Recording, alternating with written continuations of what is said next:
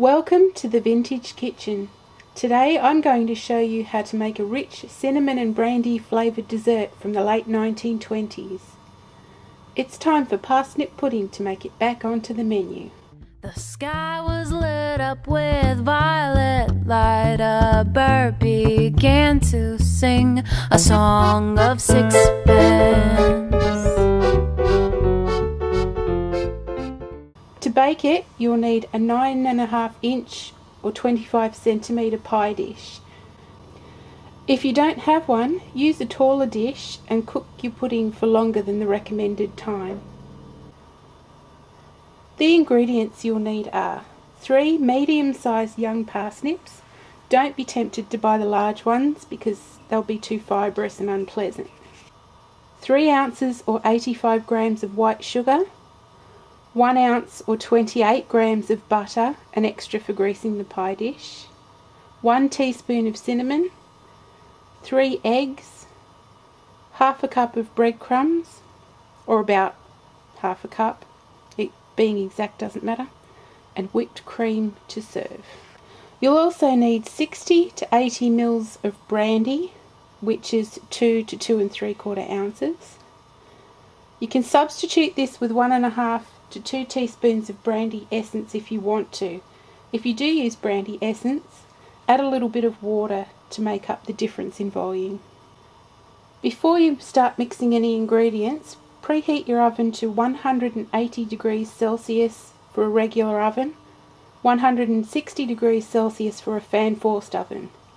In Fahrenheit, that's 355 degrees or 320 degrees fan-forced. Now on to the fun part. Peel and slice your parsnips and boil them in a plain water until soft. You can steam them if you prefer, as long as they're nice and soft. My parsnip is cooked and lovely and soft. Remove any pieces that are still hard because you really don't want them. Now, using a blender or stick mixer, blend them up until they're a smooth paste. If you used really soft young parsnips, you can mash them with a fork instead, but mine were a bit large and I really needed to blend them. Put your parsnips into a mixing bowl, add your sugar and your cinnamon and mix it together.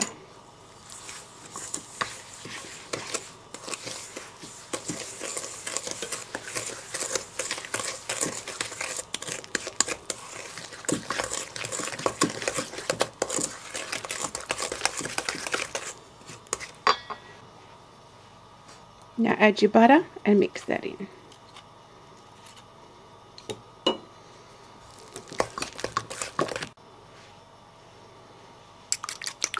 Beat your eggs together with a fork and mix them in.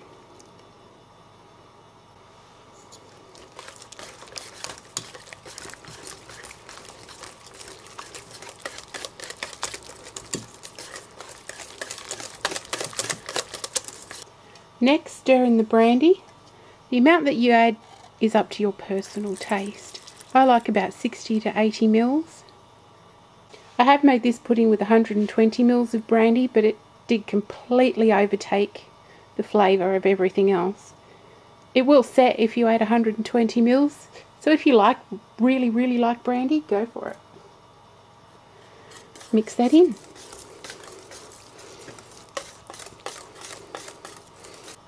If you live in a country where it's safe to eat raw eggs and the idea of it doesn't freak you out, give it a taste and add more brandy if you want to.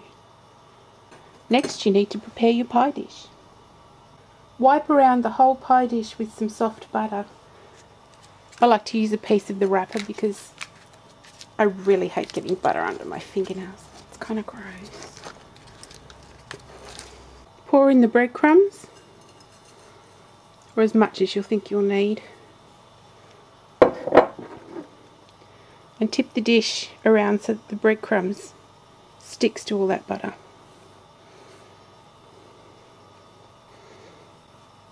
Try not to pour it on the table while you're doing it.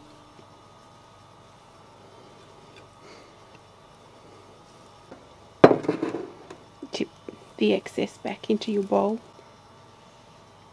Gently tip your pudding into the tray, the pie dish I should say. Bake in the oven for 30 to 45 minutes or until it's set. Here's my pudding fresh out of the oven. You can tell if it's properly cooked because if you touch it on top you can feel that it's just set. Time to plate up. Serve your pudding with a dollop of cream and you're good to go. So let's give it a taste.